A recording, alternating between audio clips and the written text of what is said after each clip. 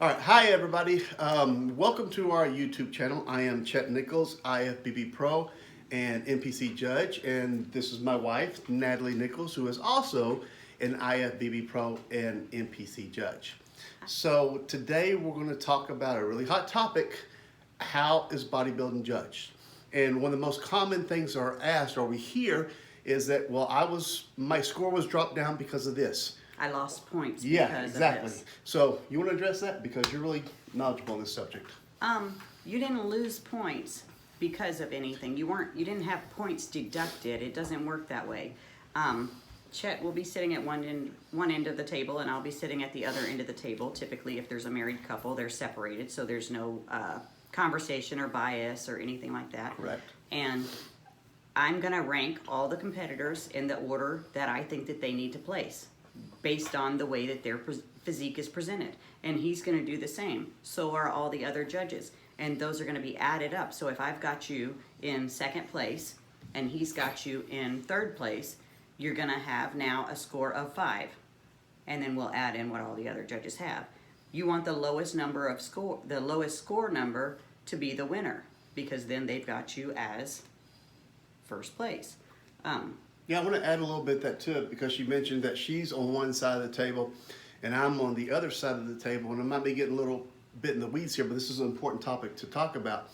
Typically, if you look at the way judging panels judge, you will see that maybe the left side of the panel will judge a little bit differently than the right side of the panel. And you've got to think about judges' angles, because if you're facing one way, you may be showing yourself in a real positive light, but on the other side, you may not be. You may be showing maybe a weakness.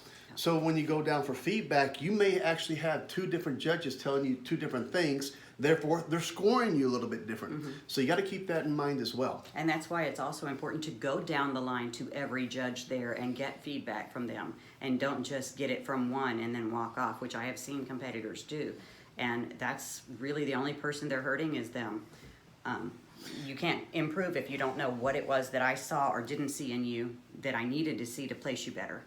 Yeah, exactly. Now I want to add a little bit too about the judges down the line too. Head judge. A lot of people don't realize in a lot of competitions, the head judge is out there moving people around. He's moving them based on feedback that comes down the panel.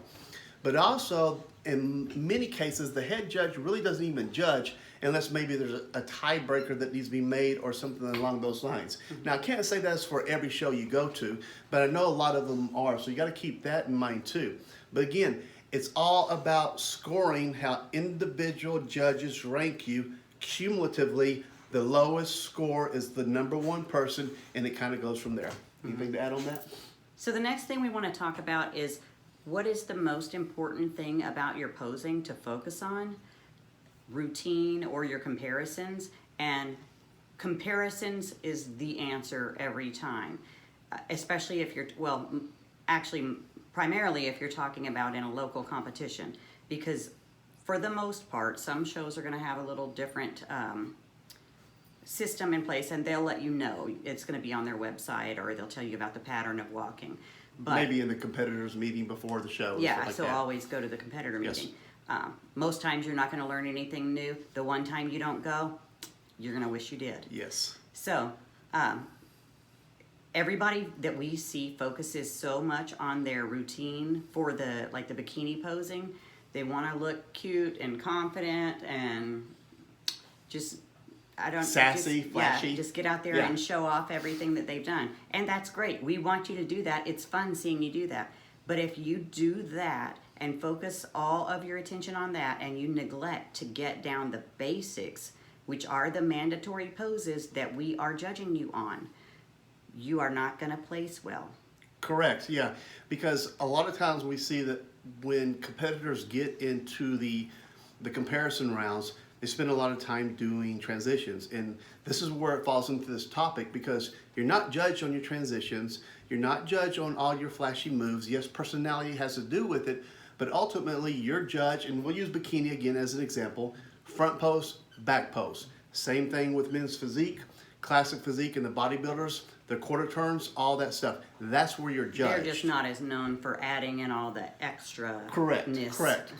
Correct. But if you spend a lot of time in your individual routine, I see that a lot of times transferring over into the comparison rounds, and that can really hurt you because it may take you too long getting into that mandatory pose, which might have you looked over. Or you look awkward doing it because you didn't practice that. Correct. You practiced doing it in the order you planned to do it in because you felt that was what showed your physique off the best. But this is a competition where the poses are going to be called out to you.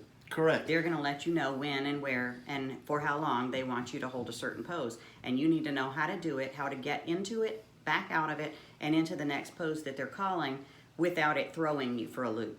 Yeah, and the other point I want to make is this is more common in local shows and national qualifiers. Now, that does not mean you won't ever be judged on an individual routine in shows or even lower level shows. You got to know, like she said, where you're going to be doing your routine. If your routine Do your research. Yeah, do your research. If your routine is going to be at night, most likely the judging is over by then. I mean, that is for the audience. That's where you'll get your good stage shots. But that's it. The judging is over. Now, when you get up to pro qualifiers and pro shows, that's different. 9 times out of 10, individual routines are going to count towards your scoring. That's usually the first time a judge is going to look at you. But again, we're talking about local shows and a lot of national qualifiers. So the bottom line is, if you're competing in those shows, make sure you focus on your individual mandatory poses. That's it. Then play around with your routine for the night show. Do it the opposite way, you might leave yourself a little bit short. And I want to go back to the point that Chet made about the transitions not being judged. Yes and no. Yeah. If you are of equal quality, physique-wise, to the competitor next to you, and I need a reason to pick one over the other, I am a human, and I'm going to find something within you all that makes me lean one way or the other. It could Every be other judge is subconsciously going to do that too. So don't do something that looks super awkward in your transitions just because I'm not being judged on it. But no, you don't have to do something really fancy just to get into the next pose. You literally can do the most natural turn. Just do it gracefully. Absolutely. So anyway, that's the end today. Next topic we'll discuss is another common hot button is how can a competitor win one division and another division? And a good example would be bikini and figure, or maybe men's physique and classic physique. A lot of questions, a lot of things that need to be discussed in that one. So that's going to be a different video in and of itself. All right, thanks guys. Until next time.